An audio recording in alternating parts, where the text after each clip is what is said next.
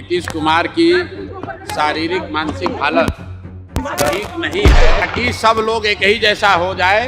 उनका बच्चा भी आ जाएगा तो राबड़ी देवी पर ये इल्जाम नहीं लगेगा लालू यादव पर कि अपने बच्चे की राजनीति करते हैं। इसमें अगर भरोसा नहीं है तो क्यों एनडीए में है, एनडीए छोड़ दें। कि अब क्या भाई ये तो लोगों की शिकायत ये है कि भैया बिजली 100 रुपए का बिल आ रहा है 500 और उसमें 100 यूनिट फ्री कर दोगे तो फायदा क्या हुआ। नोरमा ग्रुप, जो सोचता है वो करता है, आपके अपने सपनों का आशियाना।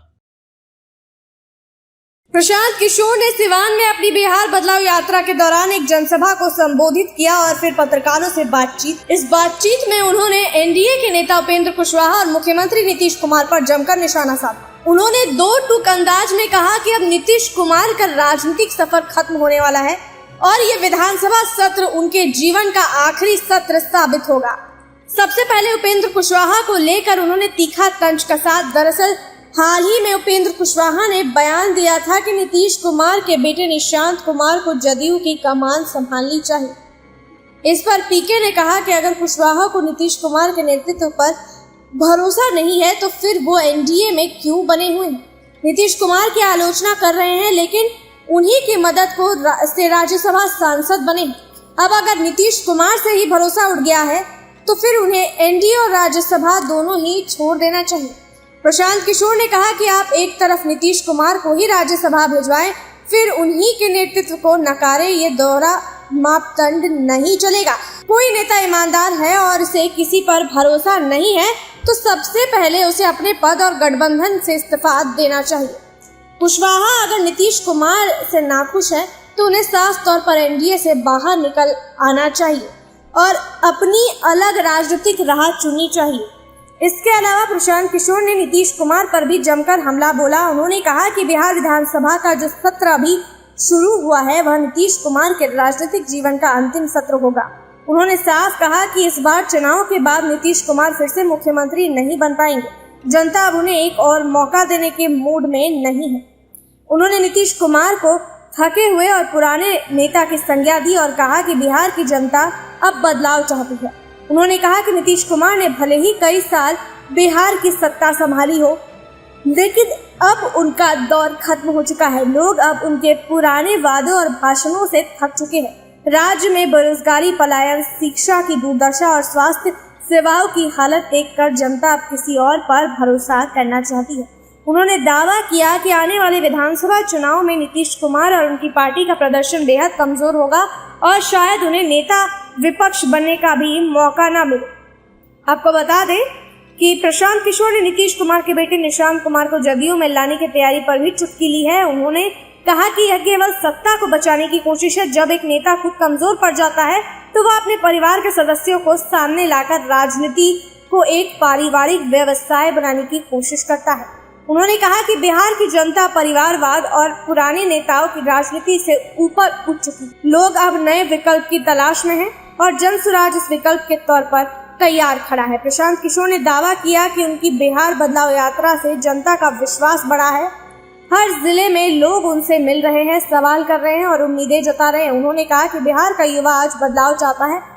पढ़े लिखे युवाओं को काम चाहिए, महिलाओं को सुरक्षा चाहिए और किसानों को सम्मान चाहिए, लेकिन वर्तमान सरकार यह सब देने में विफल रही है।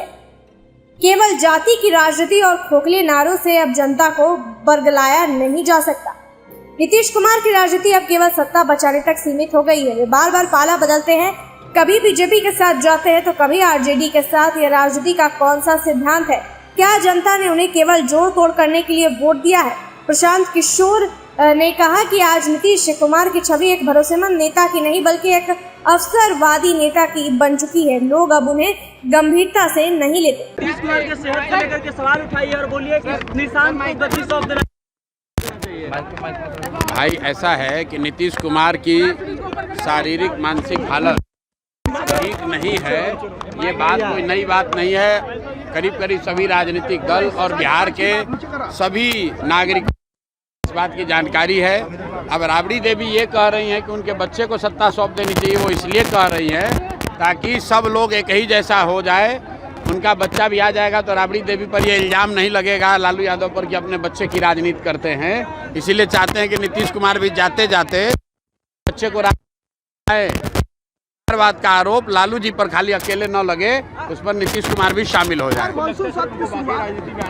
भैया वो कोई राजनीति में मेरी जहाँ तक समझ है वो राजनीति में नहीं आएंगे। अगर आएंगे उस समय टीका टिप्पणी की जाएगी। उपेंद्र कुशवाहा ने भी यही बात दोहराई थी, कहा था कि सत्ता और पार्टी दोनों एक साथ नहीं चला सकते हैं। नीतीश कुमार उस अवस्था में अरे भाई, तो उपेंद्र कुशवाहा को नीतीश कुमार का लीडरशिप में अगर भरोसा नहीं है तो क्यों एनडीए में है? एनडीए छोड़ दें। दोनों बात कैसे होगा? एनडीए में नीतीश कुमार के मदद से संसद में भी रहिएगा। जदयू का बहुत सारा नेता नहीं बोल सकता। अरे भाई, वो बोल सकते हैं ना, तो वो बोल के अपना राज्यसभा का पद छोड़ दें और छोड़कर नीतीश कुमार से अलग हो जाएं। तो नीतीश कुमार के मदद से आप राज्यसभा में भी रहिएगा, मंत्री बनना भी चाहिएगा और नीतीश कुमार का शिकायत भी कीजिएगा। दोनों बात तो नहीं हो सकती है। मानसून सत्र आपसे चालू हुआ है, सरकार से विपक्ष से क्या अपील करेंगे? नहीं, अब क्या भाई,